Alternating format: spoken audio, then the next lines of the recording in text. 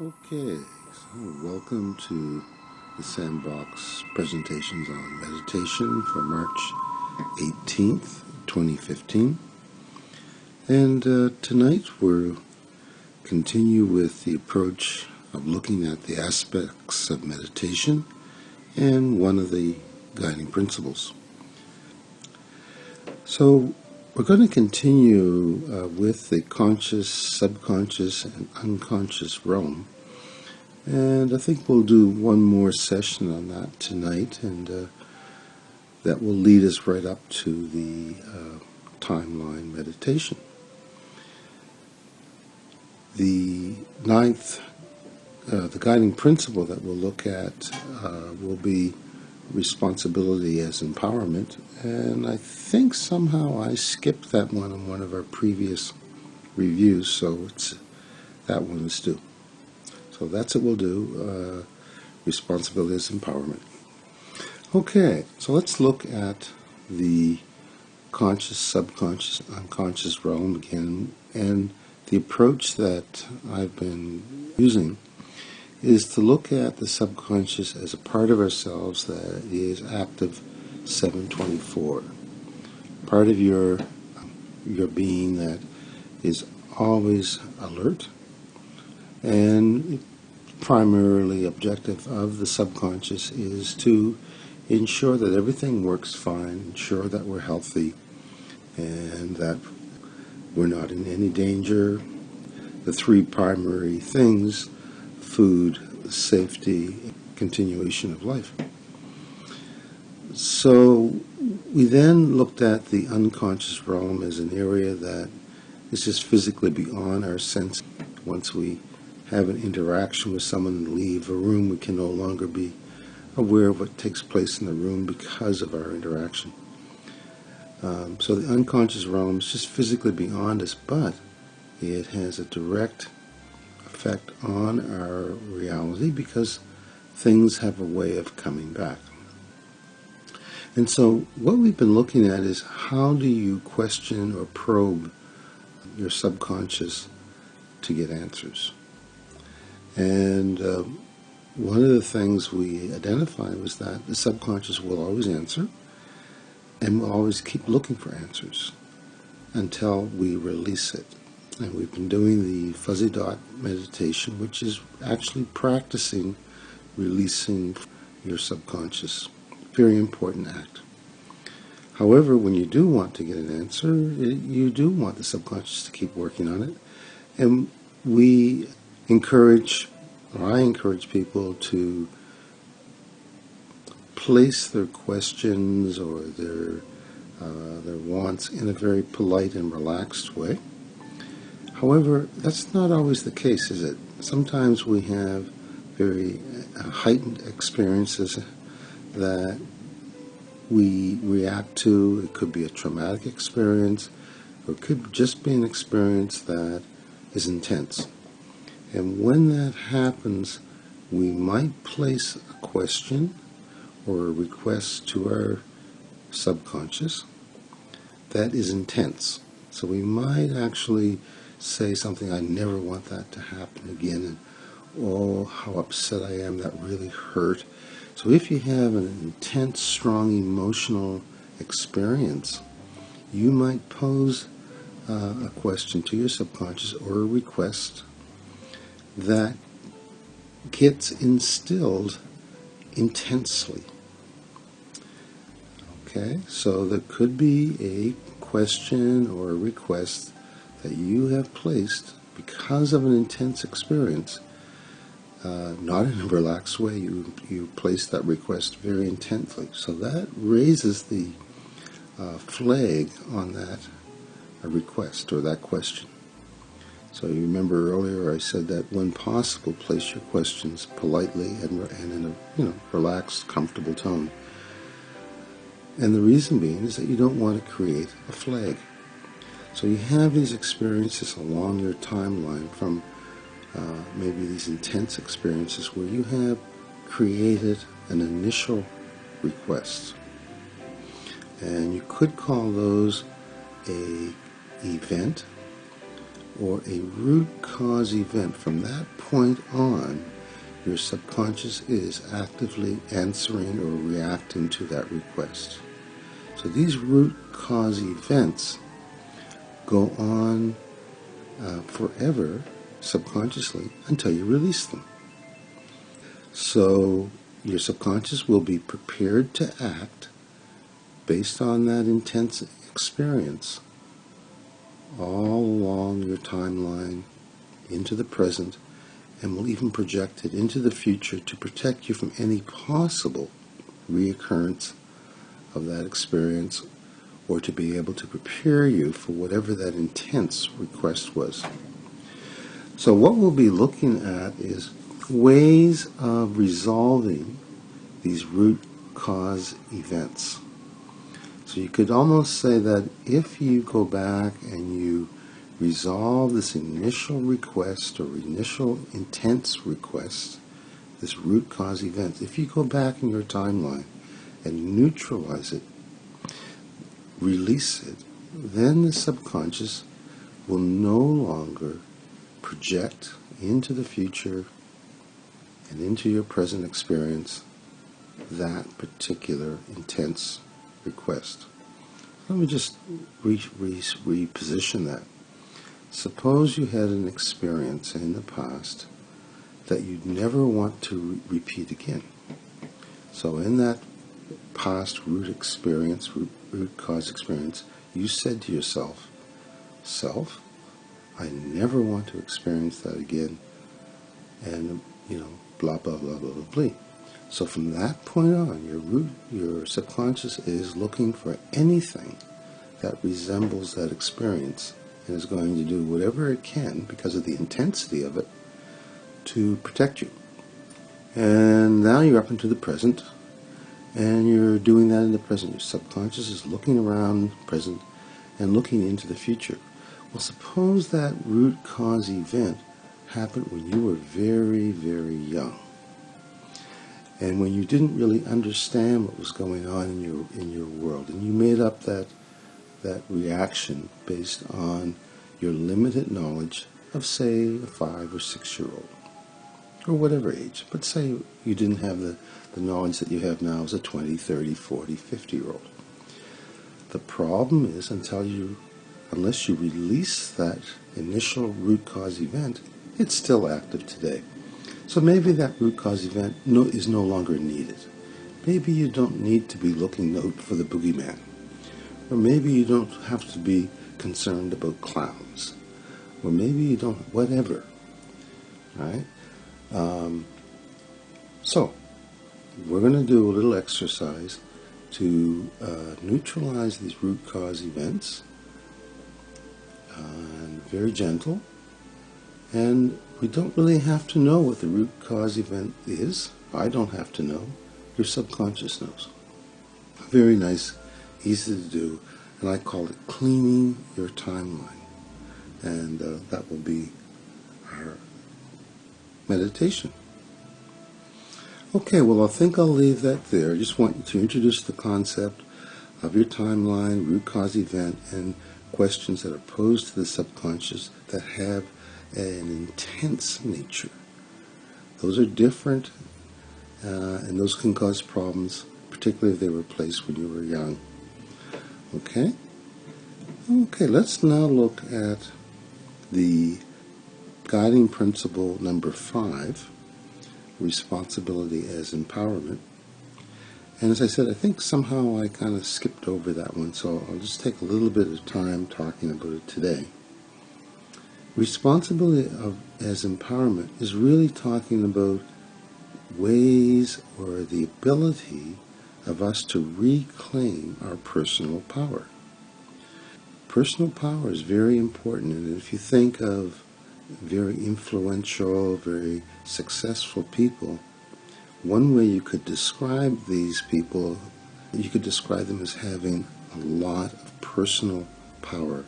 They seem to be able to express themselves in such an intense way that people react, people respond. Okay, so what is it these people are doing?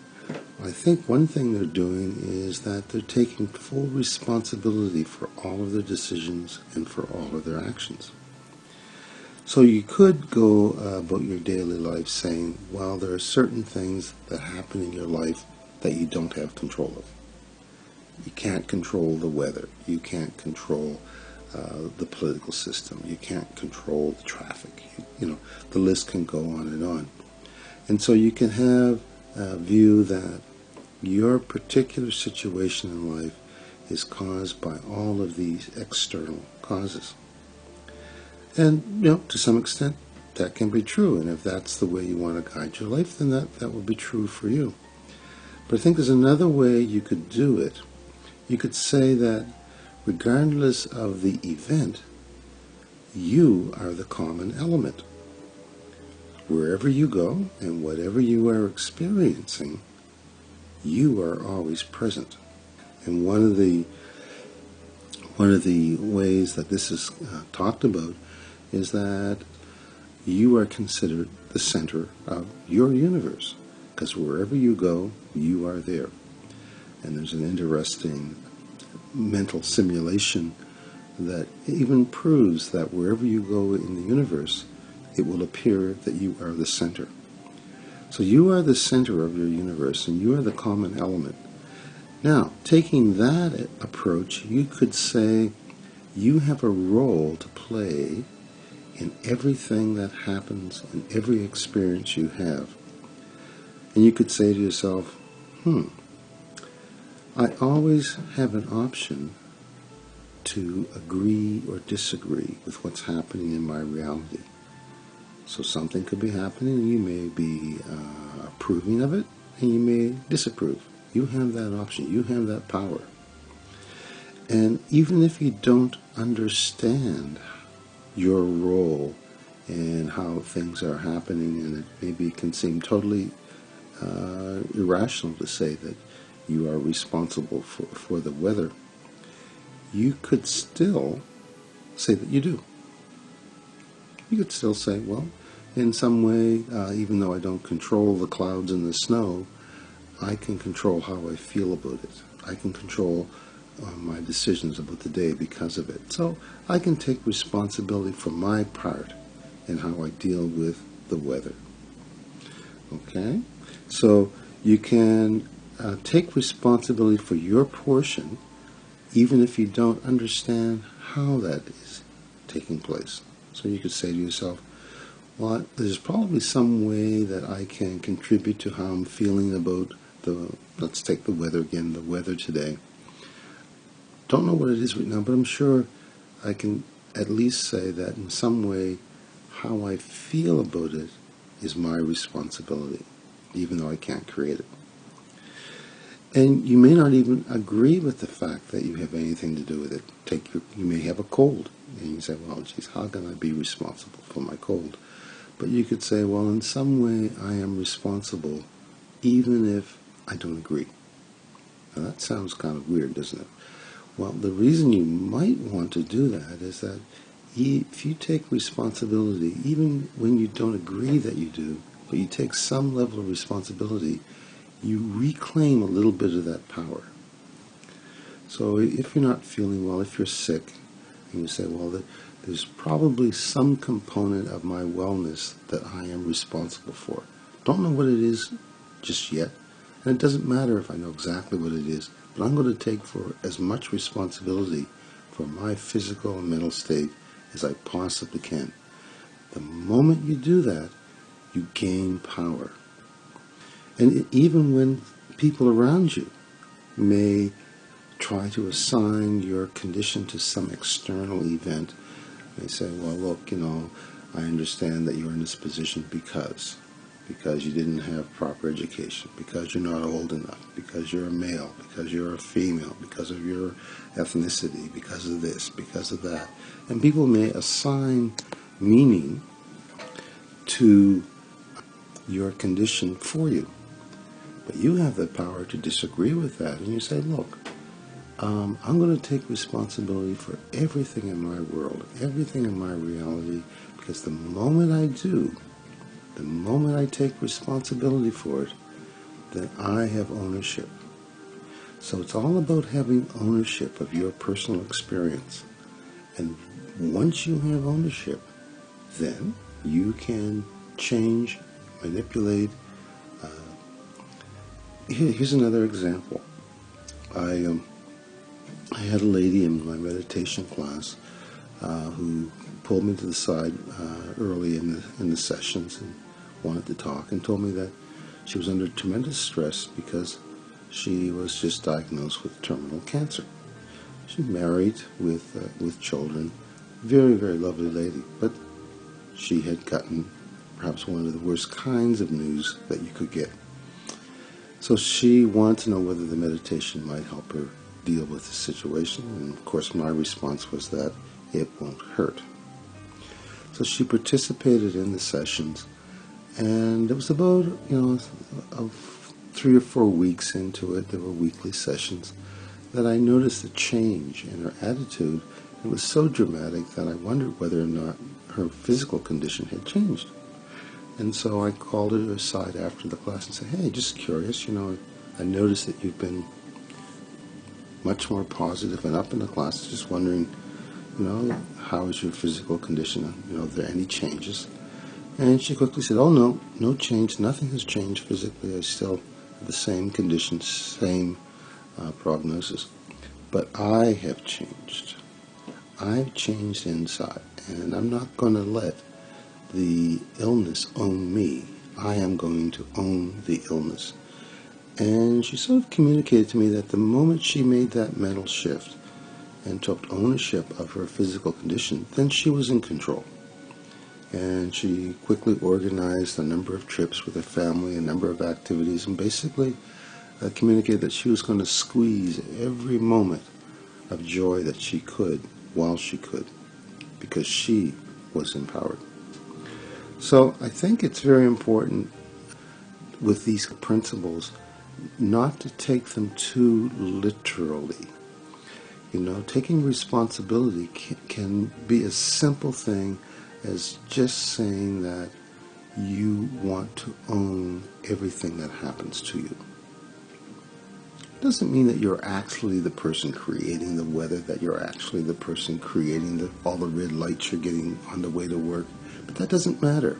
What matters is what you believe. What matters is how you perceive it. So if you perceive your reality as being an integral part of your mental state, of your behavior, of your beliefs, if you honestly believe that everything that you're experiencing is really an experience of your own view of the world, then you have power. If you believe that it's everything else outside of you creating your experience, then you have surrendered power. So I think this fifth principle is one of these ones that you could gloss over pretty quickly. Everyone would say, oh yes, you have to be responsible. But it goes deeper than that. Responsibility can also mean the ability to respond. So you have the ability to respond to everything in your environment and not to be complacent and let it just happen to you. So I think it's the difference between being interactive and responding to things in your environment versus being passive and submissive. So the empowered person will take control and react to everything that's happening immediately.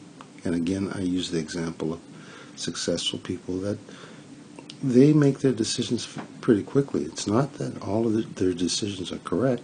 They're going to make a lot of wrong decisions. But they're going to make decisions. They're going to respond and react and adjust. So if they make a decision and it turns out not to be the best, well, they quickly react to that and adjust. The analogy I like to use is an airplane pilot on a large jumbo jet.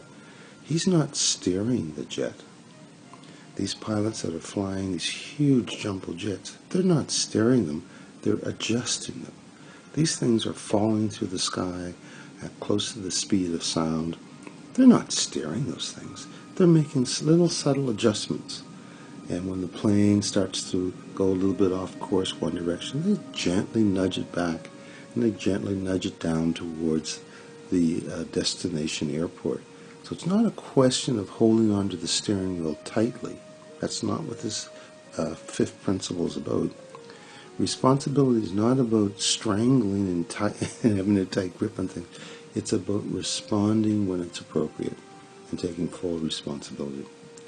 Okay, well, I think that's pretty much my point on responsibility as empowerment. Very, I think, key. It deserves much more discussion, I know, but I think just to raise it as you have the ability to respond to everything in your reality. And you can respond literally, or you can respond conceptually. And what I mean by that is that you can say, well, I don't know what my role could be, but I know that in some way, even though I may not know it, I am a part of what's happening. Because you are the common element in your day-to-day reality. Okay, well, I think I'll leave that one there and wrap it up with that. I'd like to thank you for listening in and participating, and we'll see you next week.